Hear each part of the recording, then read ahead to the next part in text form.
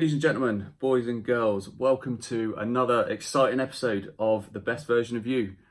I'm your host, as always, Mr. AJ Roberts, and today I'm extremely excited to bring you an amazing guest. You may have seen him before on Channel 4's Hunted, Mr. Jordan Wylie. Jordan, how you doing, mate? I'm very good. Pleasure to be here. Now, Jordan is a former soldier, a best-selling author, an extreme adventurer, and one of the stars of Channel 4's Hunted and Celebrity Hunted. So I'm really extremely excited to have Jordan on the show today. He's agreed for me to come over to his pad, have a look around, chew the fat, and we want to basically get some good messages across about personal development, leadership, and what it takes to overcome, as best you can, depression and anxiety. Now, Jordan, let's just go back slightly to when you joined the army, because you left school with like no qualifications at all and were brought up on a pretty rough council estate. Is that right? Yeah. No, from Blackpool originally. Although I don't spend that much time there these days. All my family still live there, and I guess like a lot of people who join the army at a young age, you don't really know where you're going, and your options are limited because you probably haven't done that well at school. I probably was a stereotypical teenager, loved sport, loved football, loved playing out with my mates, doing things I shouldn't probably do on a Friday night at 14, 15.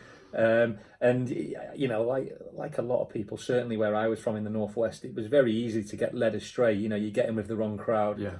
And I think that's still a problem for today. We look at society, not to digress too much, but we see things like knife crimes, a hot topic at the moment. And I think sometimes these teenagers, these children, they just need nudging back on the straight and narrow, because if you haven't got that direction or that sort of path to follow, it's very easy. And drugs and crime are so accessible.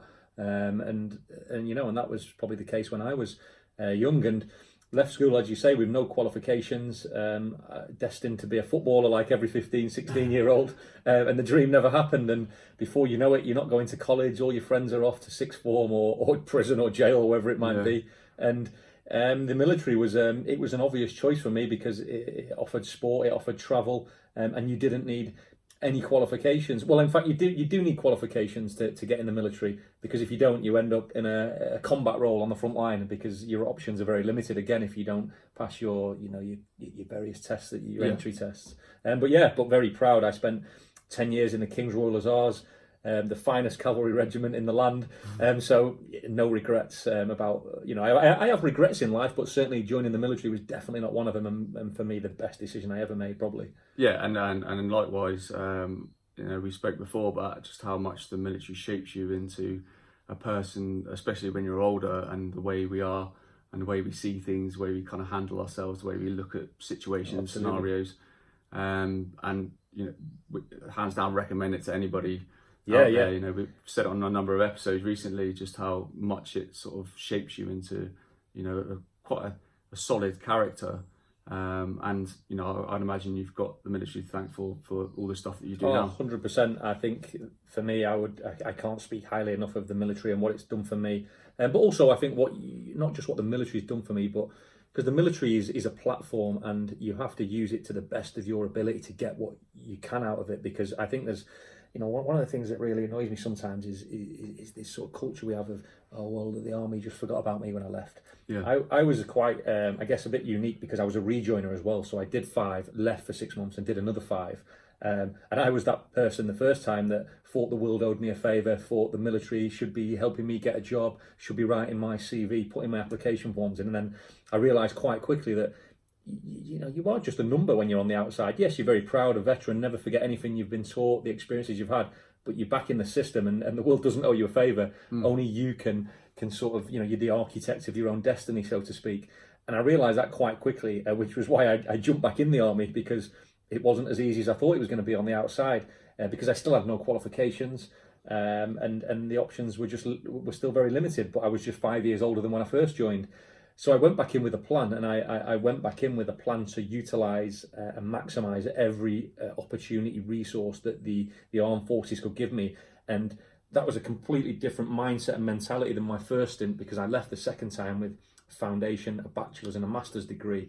I'd utilised all my sort of LCAS, my continuous professional development, my annual credits, the standard learning credits, and I came out a totally different person with a totally different approach, because my attitude was very different. And actually, if you dig around in the military system and you put the onus on you to work out what is where, there's a lot of great opportunities that perhaps, I think one of the not negatives, but one of the things that the military is not that great at is signposting you to things that are going to be useful on the outside, because it's probably not in their best interest. Yeah. Because you're going to be leaving. Yeah.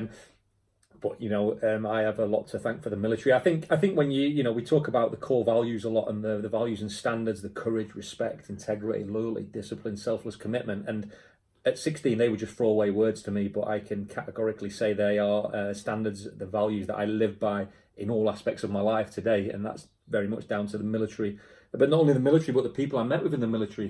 People like yourselves, people like the colleagues you meet, the experiences you had. Really, really powerful stuff. Yeah, and likewise, you said before, it's we live by those values now, and I think forever will do. Yeah, hopefully, yeah. And when opportunities come along, it's like the first thing we do is like, does that align with me and my values? Yeah, definitely. And the same value that I try to share with my daughter, I try to teach her. Yeah.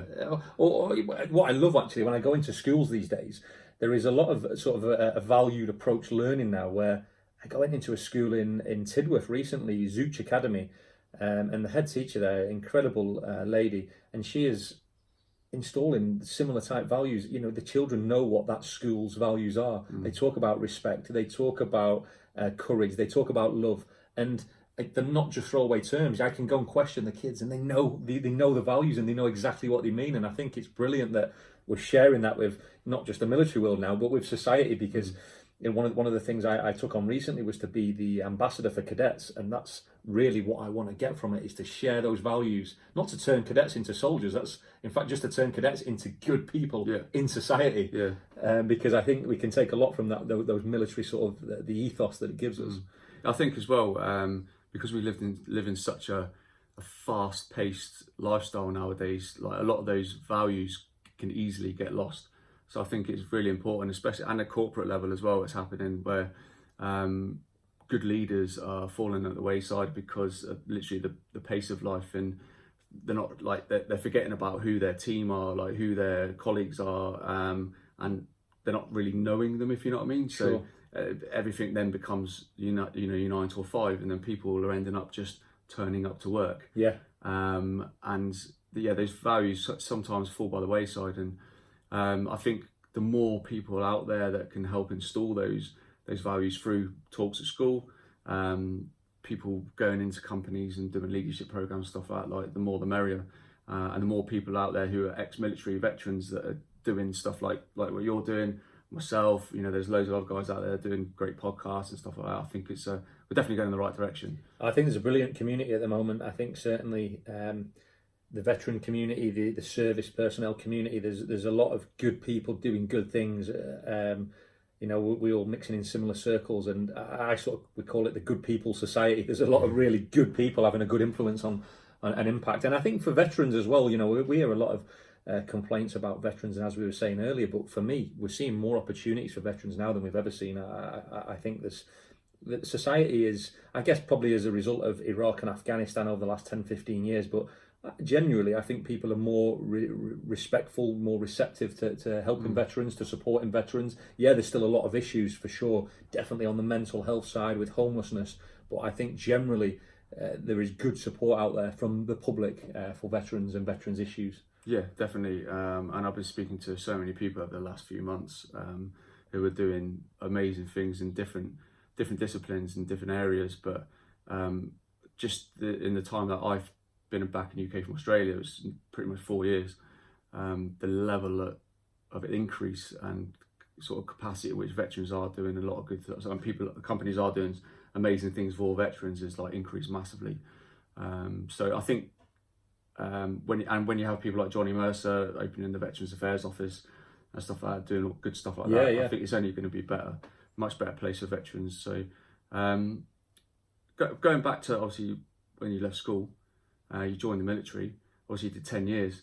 You then used those skills and jumped into the whole maritime security circuit, didn't you? Yeah. So I guess good timing. I left in 2009, and maybe good timing for me, not so much for the maritime world, because it was when Somali piracy we saw this great surge of vessels being hijacked in the Indian Ocean, the Gulf of Aden, the Red Sea, which created a lot of challenges. But also, I guess where there are challenges, there are also opportunities. And for the private sector, lots of opportunities arisen as a result of the piracy model that was implemented by the Somali pirates. And I guess using the skills that I'd picked up in the military as a frontline soldier, I was able to apply them into the private sector. And fortunately for me, people were willing to pay good money to utilize those services, and it provided a lot of opportunities for former soldiers and veterans. And yeah, I spent probably the next 3 or 4 years then on board vessels of all types, from sort of tankers to super yachts to fishing vessels to cargo ships, container ships. It was an incredible experience. And for me, it opened my eyes to the real world, because I think people forget in this day and age that 95% of world trade is still done on the ocean, which is pretty incredible that, our technology, our drinks, our food, our clothes, it still comes across on a rusty old boat in this digital era that we're fully immersed in now. And the people who do that job as well, they're incredible people. They're sort of Filipino, Indian, Russian, Ukrainian. These are people who spend 10, 11 months a year at sea. And I always think of it, it's a bit of a thankless task, because we just take getting our food from Tesco as a given. We just go to the shop or whatever and we pick up our shopping. We don't realise the lifespan that journey of that little pack of bananas or whatever has come on from the other side of the world on a container ship, in a refrigerated cargo hold or whatever. And I just find it fascinating. But yeah, lots of opportunities, lots of skills, lots of hairy moments as well.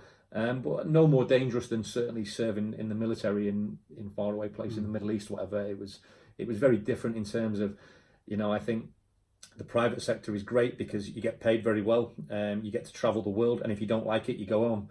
Whereas in the military, you're stuck in some of these hot, sandy places, as you know, for 6 months at a time, whether you like it or not. But also in the military, you have huge support, you have backup, you have all the assets available, whereas you don't get that in the private sector. And some people became victims of that as well. But really great experience, and again opened lots of other doors into writing, into TV and film as a result of going on those ships. Which it's amazing opportunities, because I always think that opportunities they're around us all the time, but we just have to get smarter to having our radar up for them. I think the world is full of great opportunities, but if you're really savvy, you can pick them out quite quickly. It's just about being a bit more streetwise. I always say to the children that it's a bit like you're on the platform at the train station, and the train's going past, and the carriages are all opportunities, and the train never stops to tell you, we're an opportunity, get on, and we're gonna go on an adventure. You just have to throw yourself at an opportunity, grab it, hang on to it, and see where it takes you. And normally, it takes you to great places, I find. Yeah, exactly that. And what we were saying previously, me and my family got an opportunity really out of nowhere to move to Australia. Incredible.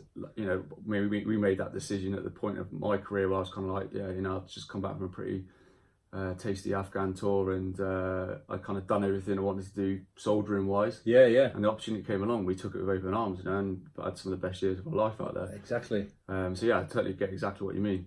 But like that experience though, out there, and tasty moments led you to writing your first book in 2017, wasn't it? Citadel, was it? Yeah, Citadel. Yeah. It was.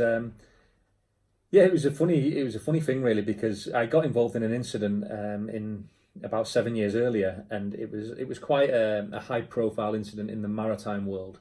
Pirates boarded our ship, and I won't ruin the story of what happened, but we had to deal with a situation where armed pirates boarded our ship, and we had to sort of save the day, so to speak. And it was the publishers wanted us to write the book and the story pretty much within 6 months, but because of so many non-disclosures with it being a security operation, we were sort of blocked for 5 years. And I thought nothing of it. I just thought, yeah, whatever, it was unfortunate we can't write the story. Somebody wanted it and it wasn't to be.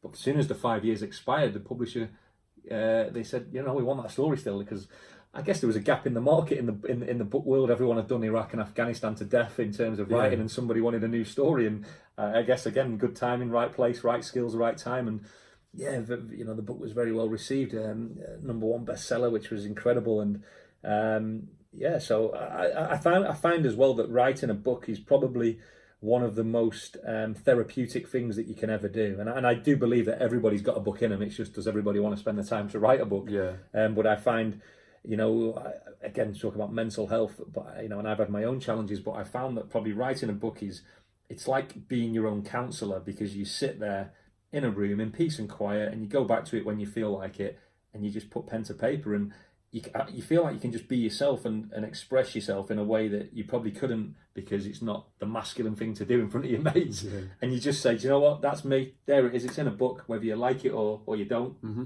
That's my cards on the table, that's who I am. I got another book coming soon, and that's probably even deeper and darker. And I was a bit apprehensive at first, and I'll be happy when the book's gone out, because I'm still feeling a bit nervous of some of the things that I say in there about my personal life. But hopefully, again, it's just a case of that's me, that's who I am, and take it or leave it. But very, very an excellent experience. I recommend to anybody. Somebody said to me once as well, it's the best business card you can ever carry, write a book. And I think it's so true. Before I go meet any sponsors, any corporate support, I always send them a book in advance and say, really looking forward to meeting you, can't wait. And it's just a nice gesture, I think. Yeah, no, I totally agree. And the guys that I've had on over the last few episodes have all wrote books or in the process of publishing books. And it does open a lot of doors, but like you're saying, it is like probably one of the best business cards that you can have definitely, in your pocket. And also, it's not that I don't think many people do it for the revenue, but if you get a lot more speaking engagements, if you've got an interesting story to tell, and I think everybody's got an interesting story, it's just how you articulate it and fill in the sort of gaps and find the areas that people haven't wrote before. I always say try and be different, try and be unique, tell your story, not reinvent a story.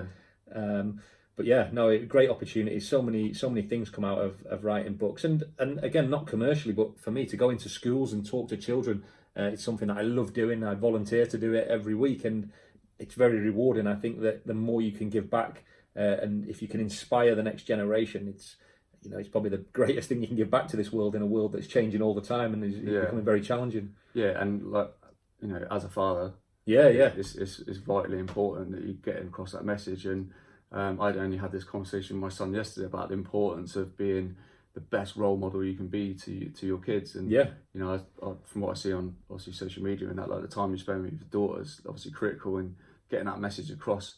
There's I'm sure something that you're constantly doing all the time. Oh, absolutely. I think nobody sort of knows before you have a child. Nobody knows what that's probably the biggest adventure you can ever have, being a father or a mother or whatever. And children are such incredible, the minds and how creative they are, and it fascinates me. And I think not only to try and be a great role model, but also to try and encourage them to be the best they can be. And I say that, and quite recently I had a bit of a not a fallout, but a debate with a teacher, because it was a sports day actually. And I was telling my daughter, to 110%, put the effort in, you can win this race, sort of thing. And the teacher pulled me to one side and said, this is not the culture that we're trying to sort of harness here. It's a participation sport. And I really disagree with it. I think if you're going to do something, give it 110%, whatever it is. Yeah, definitely. It's not, I don't believe in this, we all get a medal for taking part. No, I don't either. You're rewarded for being the best you can be, and it doesn't matter if it's a school exam or it's a sports day or it's just being a good member of society. Just do your best, and if you do your best, no one can ever ask any more of you. If you're given 110% when you get up in the morning, and you can sit and lie in your bed at night and go, do you know what, I did it my all today, I helped people, I give 110% at work or at school. I think you live a good life, a very positive life, if you can do that. Yeah, and again, exact same type of conversation I was having with my son yesterday about the importance of just being the best role model. And as the saying goes, like from a father point of view, you should always try and be the man that you'd like your daughter to marry. Of course, and it's so vitally important just to give the kids the best head start in life, I think, because I think so. Yeah, there's a lot of people like us out there that didn't have that, if you know what I mean. And we weren't taught a lot of these values at school, and it was down to the military, again, to bring out the best in us. And I think the world's changing as well. I think what we grew up with is very different now, with things like online social media. It's definitely a very different world. I think we have to accept it and kind of embrace it as well, just like not keep going on and on and on about it, like it's a damaging thing. And use it for what it's good for. Yeah, no, exactly. You know, I think with great challenges, as we were saying before, there are also great opportunities. You know, there is a lot of negatives to social media, but there's also a lot of great things about social media. The podcast, YouTube, whatever being one of them.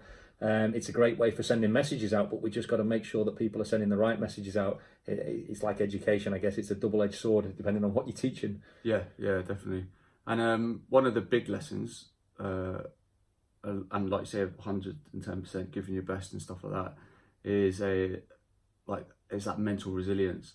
Now, talk to us about the mental resilience you needed to climb Mount Kilimanjaro barefoot, because that's mental.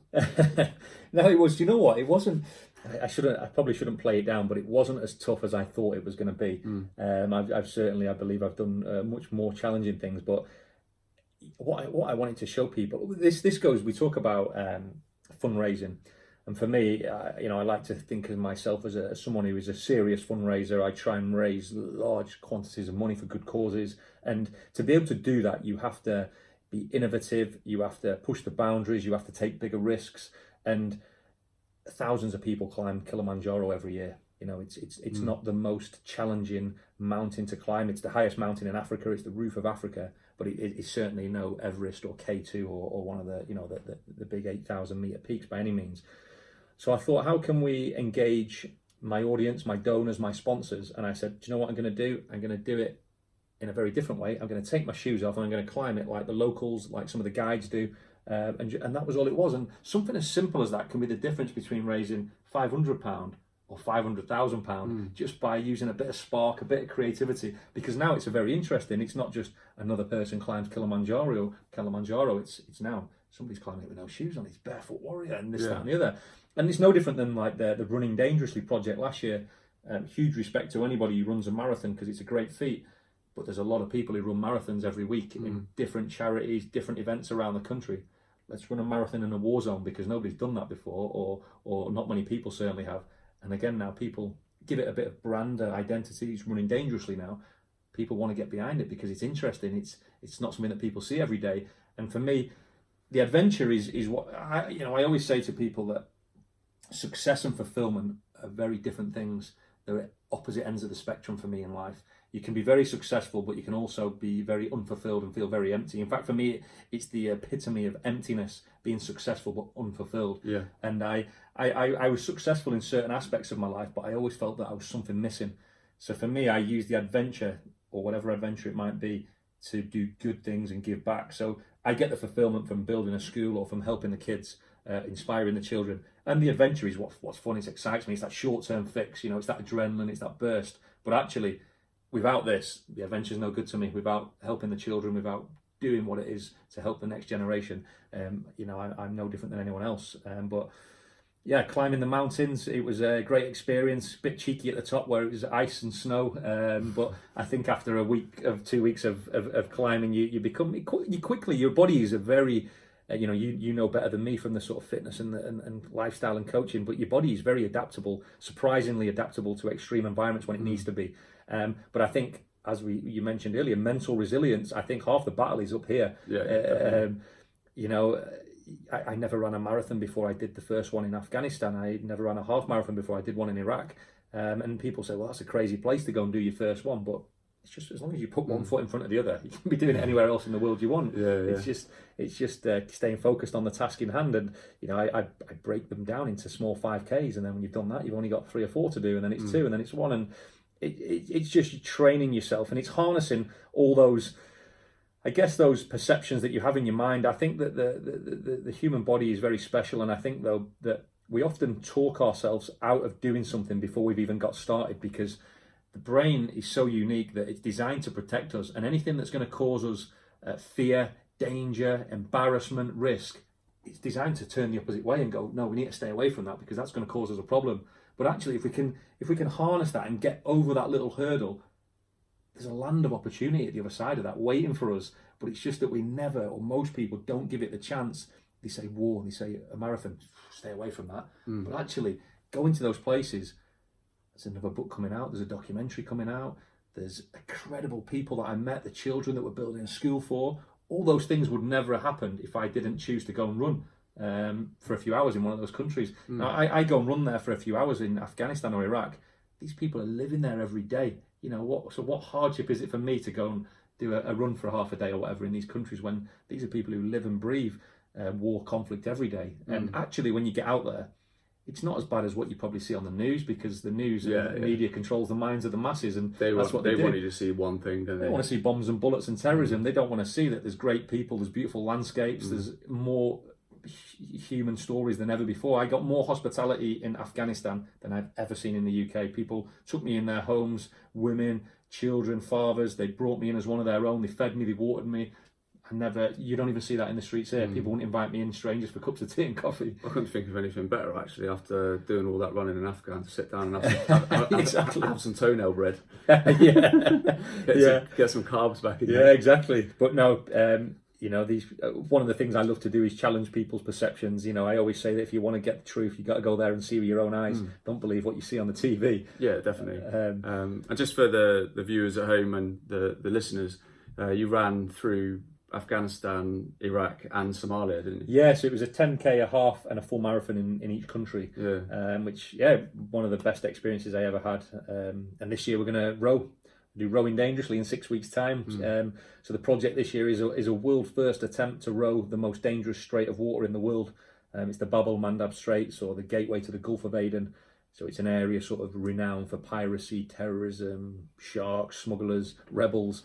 So it's never been completed before. So I've been training for the last 9 months.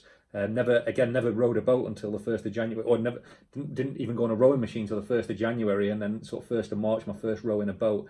And then 6 weeks' time, a year training, we're gonna go and have a crack at it, as first solo unsupported world first. So, but I'm excited. And again, it's not about me; it's about shining a spotlight on a region of the world that has been heavily affected by conflict and war, and where there's about 27,000 children with no homes, no families, and hopefully we're in the process of building a school and trying to inspire some hope for these children. But it's not a story about me, and I don't want people to think, oh, let's talk about me, because it's a story about every person who, if you want to go and have an impact in the world, you can get up and do it, and it's just a change of mindset. You can do it tomorrow if you really want to, but you'll think of a million reasons why you can't. But if you want it bad enough and you want to get that fulfillment, you want to do some good, let's go for it. And that's where most everyday people really struggle. When you say just something simple as getting up in the morning, going for a walk or a run, people will 9 times out of 10 think of a million reasons not to do something as simple as that. And that's where it starts. So if you can start changing your daily routine slightly, and I've been talking about it a lot on LinkedIn and Instagram, stuff like that, and on the podcast, that just changing your morning routine slightly, getting up and making the first half an hour about you, minimum, and getting out there, going for a walk and stuff like that, will change the trajectory of your whole day and how you see things. But if you're instantly getting up, telling yourself like you're not going to do it, you're putting yourself in that negative mindset straight away, aren't you? Oh, absolutely. Before the day's even started. No, definitely. I think for me, I always need to be working towards something, so as soon as I've finished an expedition or a project, I already know what the next one is, because I go downhill quite quickly, sort of from a mental health perspective. If I go stale and I go quite low quite quick, if I haven't got something to be working, I need lines in the sand and goals. I think goals and I think they're very important for anyone. If you're just plodding along, life becomes monotonous. Life can get you down quickly. But if you've got, even if it's something as simple as doing the 5k park run at the weekend, or I want to improve my time by a couple of seconds, whatever it might. It don't have to be fitness. It don't have to be sport. It could be professional. It could be personal. But have goals, because I think goals, they give you motivation and they bring out the best in you. I think humans generally thrive on achievement, accomplishment, on pressure. But it's just tuning your mindset and sort of realigning everything to your goals. Yeah, and I think we're very, very similar. We have that. I think we get that same dopamine hit from helping other people. Yeah. Charity is the most selfish thing in the world, because you get so much out of it. Yeah, helping to build a school, I get so much great satisfaction from that. I always say that charity is the most selfish thing in the world, because it gives you personally so much good. Yeah, and it's the same for coaching. Like people, I often put posts on saying this is exactly why I do what I do. When I get like a review or something, I want to share with people, and it's I do it because of that way it makes me feel. It is quite selfish, but that, like, I feel like I'm constantly winning. Yeah. Do you know what I mean? Absolutely, yeah. And I'm likewise, I'm sure it's exactly the same when you're, you know, all around all these different places in the world, raising over £1 million for charity, which is, you know, an amazing achievement in itself. But it's I'm just sort of flying the flag at the front. It's you know, there's 1 million people who all donated £1 or whatever it is. It's a team effort, and I think that's really important to highlight, that you can never achieve anything great on your own in this world. You know, you need good friends, you need good family, you need sponsors, supporters. It doesn't matter if you're, you know, the Usain Bolt. You still got a great team behind you of professionals who are supporting you all the way. And I think we talked a bit off the podcast before that if you are in a position to be able to influence or fundraise or have a position of authority of some sort, it comes with responsibility. And I think that's one thing that society is getting very wrong. We have all these people on social media who have done 10 minutes on the TV on a whatever program it is, a reality show, and all of a sudden they're influencing the next generation. For me, that should come with a lot of responsibility, because there's nothing more that kills me inside than when I hear a child telling me they want to be an Insta model or the next Love Island contestant. You know, it's not good. And as I say, I think with any sort of influence, I don't know how it can be regulated more, but we need to be sending out the right messages. If you're in a position of, you know, if you're carrying one of these blue ticks or whatever it is, you need to be sending out positive messages. Not just for the record, Instagram, I do not want a blue tick. I don't want to be one of them guys. But no, I totally agree. And it should be, I say it should be regulated. It'd be quite difficult to regulate it, but all these people, they only show you the best 2-3 hours of their lives, you know, especially, of course, you know, these Insta models and stuff like that. They don't show you all the shit they go through, you know, hospital visits because they're starved. No, exactly. The illnesses and stuff like that. And it is a shame, because it does send out the massively wrong message. And I have the similar conversation with most of my clients. You know, they don't look at these people and ever compare yourself to any of these people, because you will never be them. No, exactly. They can never be you. Yeah. You know, you will always only be you. And it's like, the more people can, you know, slowly realise that, the better, I think. No, 100%. Definitely. And so with the obviously the rowing, once you've done that, because it's becoming a bit of almost like a series, isn't it? Sort of running dangerously, rowing dangerously.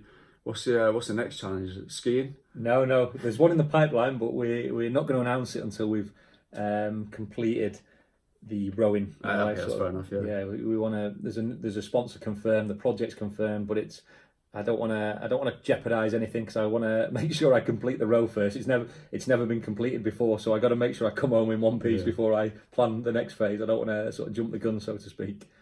But no, it'll be naturally bigger and better. If we survive the row, it'll be bigger and better. So, you know, I can't wait to announce it, because it's pretty unique, and it's going to some pretty dangerous places with a twist, let's say.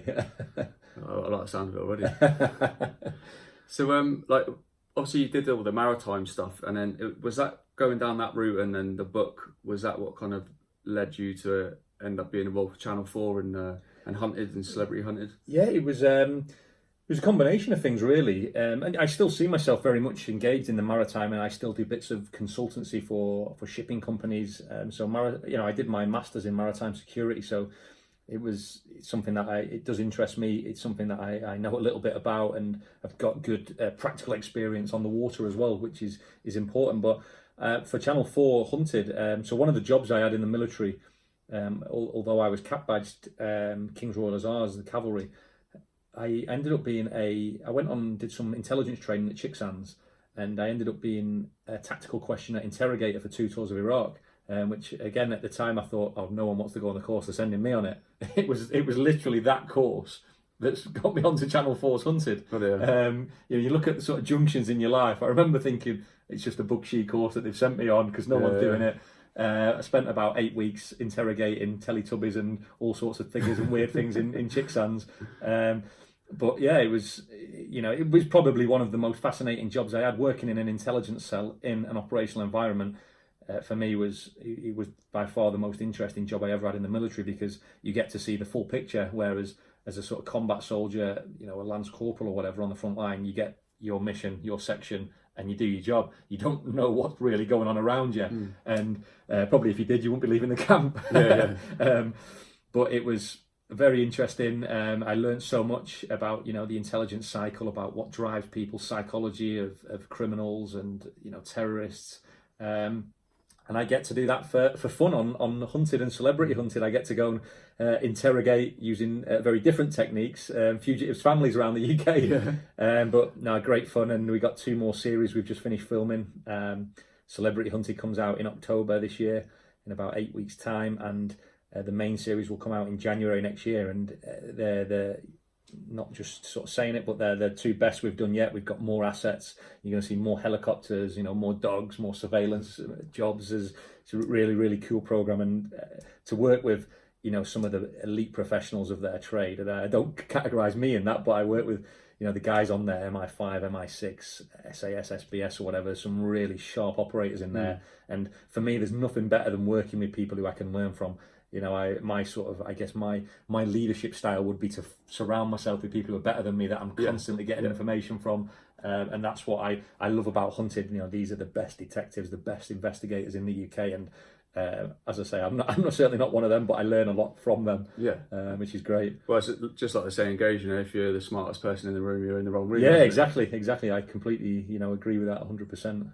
And up till now, who would you say has been kind of one of the best sort of celebrities to work with on the celebrity hunting side of it, or who you would say you got the best out of, really went for it, or you were quite impressed with? Yeah, I think it's the celebrity series is for a great cause. It's for Stand Up to Cancer, and so a lot of the celebrities who take part have got a direct link to cancer, whether it's from family members they've lost, but. They're all incredible, and they were all great sports. Also, they don't get paid for coming on it, which is great. Kudos to them. But I made some great friends out of it as well. People like Kay Burley, Sky News presenter. A lot of people. She may not be everyone's cup of tea because she's a journalist, and people love or hate them.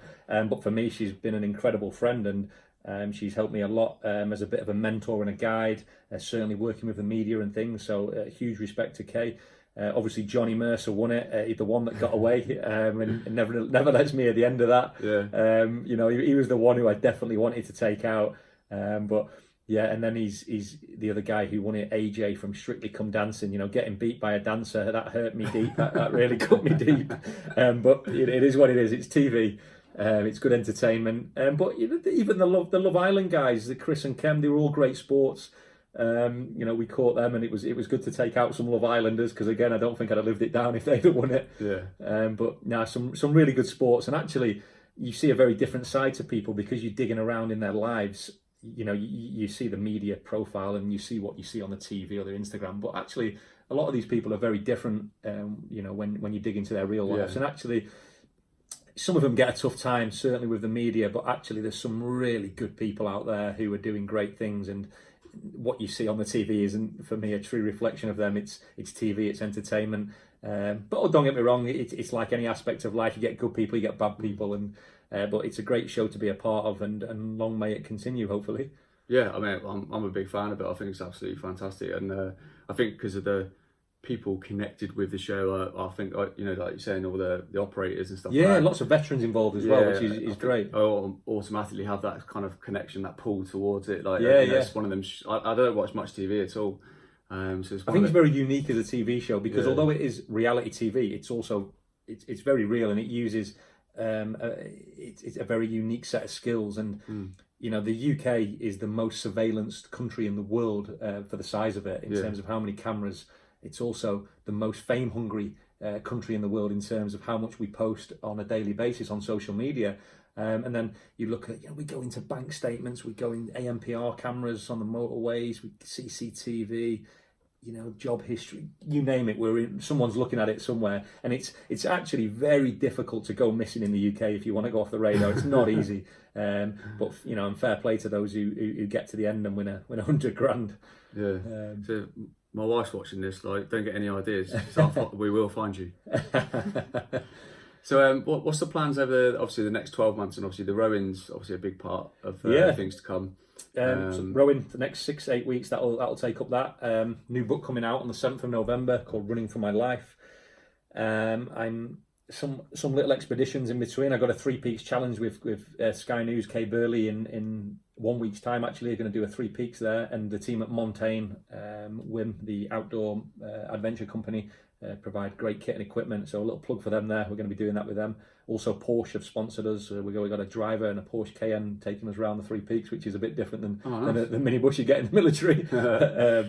And then there's several expeditions next year, but as I say, I'm not going to mention them until we've got the row out of the way. Some really big projects next year. The main objective for me, and the number one objective, is to finish building this school in Djibouti on the Horn of Africa. We've started the building works, the foundations are laid, so it's just about fundraising, and I think awareness is just as important as raising funds. So I'm trying to fundraise in a different way. Actually, I'm trying to say to people, come and join me, get involved. Don't sponsor me. Do your fundraising, and let's work towards the same objective, the same goal. And I think collaborative fundraising, I'm working with some of the main platform providers for charity fundraising now. One of them is called Give Penny, and we've come up with some new ideas. So, for example, we've got sponsored playlists now. So, using your Spotify or your Apple Music, you can pick a song that someone's going to listen to on their adventure.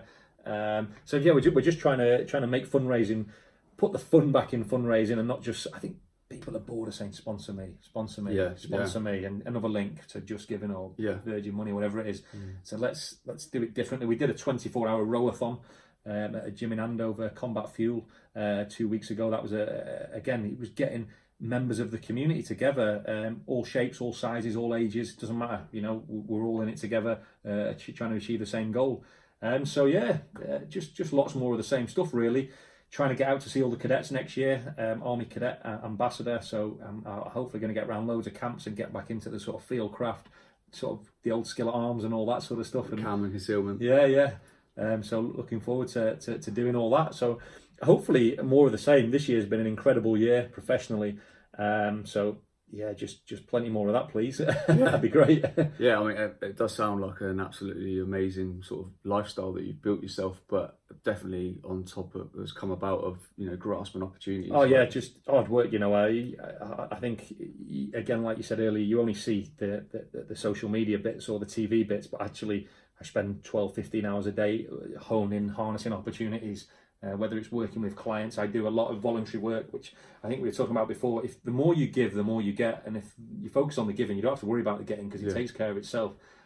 Things like speaking opportunities, I never charge anybody to go and speak at a business or a school. I just say, please support the charity, and I probably get 4 or 5 bookings every week, and they sponsor a lot more than they would ever pay as a speaker as well. So I think it's just about spreading that positive message that let's do good things, let's be good people, and let's all have fun whilst we're doing it. Yeah, I mean, and that's exactly what it is. You can have a life's worth of fun. Helping other people, whether that's financially or physically and emotionally. It's just so many things you can get involved in out there. Like it's unbelievable. It's just getting off your backside and doing something. Exactly. You'll get. It's not a cliche, but you'll get whatever you put in. When I was leaving the army, somebody said to me, treat finding a job or an opportunity like it is a job in itself. Get up early, sort yourself out, get dressed. Don't sit in bed with the laptop out on your iPhone or whatever scrolling. Just treat it. Get out there. You're not going to find anything while you sat at home. Networking. I talk a lot about networking and relationship building. I think relationship building is one thing, but what we get wrong is maintaining those relationships. We have this terrible human habit of going somewhere when we want something. Let's just build relationships and let's maintain them. Let's help people. I say to children, I call it my ABC rule. I say attitude is everything. Take the right attitude, and it doesn't matter what qualifications, what experience you've got. It will take you a long way in life. Build relationships everywhere you go. And see continuous professional development, which I guess links to attitude, that never stop learning. And always surround yourself with people who are smarter, better. And if you're talking, you're not listening. And if you're not listening, you're not learning. And that's why I see it. But every day offers new challenges, and it's just how we deal with them. But let's try and use those challenges as stepping stones and not stumbling blocks. On the subject of challenges, what would you say, sort of up till now, has been one of your like hardest sort of like internal challenges, would you say? I think for me, dealing with the breakdown of my family, it's something it took me a long time to get to grips with, and probably what was detrimental to my own mental health. But also, I take full responsibility of why it broke down. But it took me a long time to understand that, and I think to be able to process that and get my head around that, and then to nobody likes seeing the mother of your child moving on happily in the new life with the new partner and all that. That took me a long time to process. So for me, and it's something I talk about in my new book, but the best piece of advice I was ever given was control the controllables. And if you focus on the things that you can control, don't let anything else worry you, because you can't do anything about it. And if you can train yourself just to focus on what it is that you can control, it's such a more positive and a healthy way to live, because we're all stressed. We've all got a bit of anxiety. We've all got a bit of depression in us. But if you can do something about it, well, then do something about it. But that you can't control other people's actions. You can only be accountable to yourself. Yeah. And I think it took me a long time to learn that. But that was probably for me. I wouldn't say I'm certainly over the breakup, but it's hard to. I don't see my daughter every day. That's a tough thing for me. But I also get the flexibility to go and do some great projects and do some good in the world, and I sort of balance it out in my mind that I'm helping lots of children. My daughter will be very proud of me, and one day hopefully she can be a part of that as she gets older and help me as well. So yeah, we're all going through our own little battles in our mind, and it's speaking to people. I always say the two best things that I found for my own mental health. First one was admitting and acknowledging there was a problem and then talking about it to people, and secondly was exercise. I'm not somebody who jumps out of bed and wants to go to the gym. I'm far from that. People say, yeah, but you're an adventurer. So I'm an adventurer. I'm not an athlete. I love finding adventures. But I'm, as I say, I don't jump up and go, I can't wait to crack a 10K every morning. But I know that there are great psychological and physical benefits to doing that. I love running on my own. I love running. It gives me clarity of thought. It lets me organize my mind, lets me reflect. So exercise or adventure and talking to people will be my two best tips. I think running is the best medicine in the world. I think it's better than any medication that I've ever been given. But it is what it is. But we've all got problems. I don't want to focus on mine because everyone's going through their own challenges. But and surround yourself with good people as well. I've been very fortunate. I think probably in the last, I would say 6 to 12 months, my network has got smaller, but it's become a more quality network of people that the people I text, the people I speak to, have a phone call with, I message on social media. I think they're very aligned to my vision. So instead of having 100 friends that may be associates or friends I don't know, actually I've probably got, maybe 10, 20 at most who I actually really care for, and I know that they care for me, and we're always keeping our radar up for each other, not because we're trying to get anything, but just because we want to be there. And I think that's really important. Yeah, definitely. And I say it all the time about surrounding yourself with like-minded people who want to see you win. Yeah, exactly. Yeah, they should be the people who, as you say, the people who want to see you win. They'll be the ones who are high-fiving you, even if they're not there with you. I always think that anything that's negative now, I try and cut it out early. I try and cut it off at source early, even if it's someone on social media and they're draining me with their posts. They're not even aimed at me, but I just don't like the tone or the message. Yeah. I either mute them or I just block them or delete them. I don't need them. I don't need you in my life. Yeah, exactly the same. And the world is full of people who have given up on their dreams already, so they will do everything they can to disrupt yours. Yeah. And they're bad vibes, they're bad blood, and you don't need them in your life. If somebody's going to tell you what you cannot do all the time, I don't want to know you. I'm not interested. I want to know people who can achieve things, who want to go and follow their dreams, who want to inspire, who want to make the world a better place. And I'm not trying to be all hippie or anything, but I just think there's good people out there doing good things, and I'm very lucky to be supported and surrounded by some of those at the moment, which is great. Yeah, and long may it continue. Yeah, fingers crossed. Yeah. So I asked this question of all my guests. We've got this little time machine, and we're going to stick a post-it in it with a couple of bullet points, and we're going to send it back in time to 15-year-old Jordan. Yeah. What would a couple of these important bullet points say? And I think 15 is a good age because you're not quite like left school. You're still going through the whole sort of puberty thing, trying to find yourself. Like your head's all over the place. So what kind of like solid bullet points would you have for young Jordan? Yeah, I think it's a good question. I think for me, yeah, if I was speaking to the 15-year-old me, I would say that don't be afraid to fail. I say, dare to fail. In fact, don't let anyone ever tell you that you can't achieve something. I think even if you're going to fail, give it a go. You could take so many great lessons out of the failures. I'm not one of these people who has no regrets. I have several regrets, but I always take the lessons now, and I can always analyze it afterwards and go, do you know what? I didn't get it right, or I didn't achieve what I wanted to, but there's so many positives I can take from that because I learned so much about myself. And don't take life too seriously. Life will get you down very quickly if you take it too seriously. I think keep an open mind. You never know who you're going to meet, and you never know who's around the corner. And probably just to say to myself at 15 again, to re-emphasize that ABC, have a right attitude, because you only get one chance to make a good first impression as well. You never know who you're going to meet. Treat everyone with the same respect, from the top to the bottom of the chain, because again, building relationships everywhere you go, and I think never stop learning. Just take every day, every person you meet, try and take something from it. It's something I try and do now. When I lie in bed at the end of the day, I try and sort of think, what could I have done better today? What did I not fulfill my potential on? And also, what did I do what I'm very proud of? I think probably one of the most important things, actually, I just reminded myself is, don't forget to stop and look back, because we're so focused these days and life is so fast and we're moving at 100 mile an hour all the time. What's next? Tunnel vision, what's next? Yeah. Just have a stop and look over your shoulder and go, bloody hell, we've done all right there, actually. We've come a long way since that little 15-year-old who was locked in a police cell in Blackpool. We're doing all right, and celebrate the glories as well along the way, even if it is something small, or it's getting the next job you wanted, a promotion at work, or it's completing the 5k park run, or it's doing a major expedition. Live in the moment, enjoy the moment. You don't need to get your phone out and take a picture every 10 seconds. Enjoy that moment for what it is, even if it's just a little pint of beer at the end of the day with your friend. Enjoy the moment, because the moment will be gone and you'll be on to the next thing before you know it. So celebrate the small wins and the little glories. I think that's really important in this day and age where we just focus so much on, quick, we've got to upload it to Instagram, quick, we've got to do this. Let's just live in the moment just for a couple of seconds sometimes.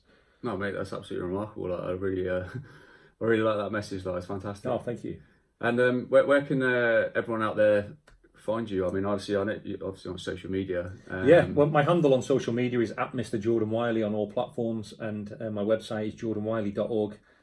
Or each expedition this year it's rowingdangerously.co.uk. But through jordanwylie.org you find all the different platforms and things. But yeah, I'm always here to listen to anybody. I will always give everyone the time of day. I might not reply straight away, but I'll always come back to you eventually. But yeah, stay in touch, and if there's anything I can help with, don't hesitate to ask. Oh man, that's absolutely fantastic. And I will make sure that all your tags and links and that will go in the show notes. But mate, I just want to say a massive thank you for inviting me over to your fortress. It's absolutely, I love what you've done with the place. It's absolutely brilliant.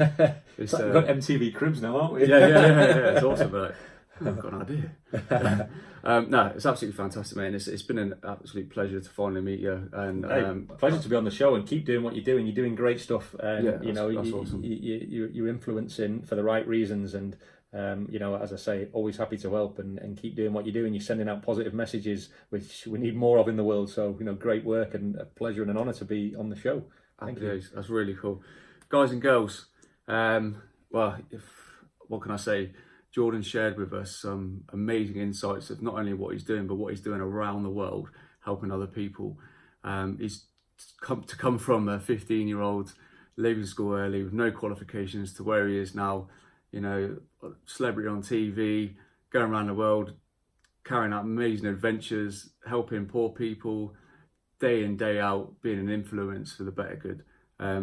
It's been an absolute pleasure to have him on the show. But if you can take away as many golden nuggets and as many positive vibes as you can from today's show and the messages that Jordan shared with us, I'm sure you can go out there and make your lifestyle a lot better than what you're currently going through. Just take away as much information as you can, guys. I think you'll agree this show's been absolutely fantastic for a positive influence on everybody who's listening and watching. But from me, till next time, go out there and be the best version of you.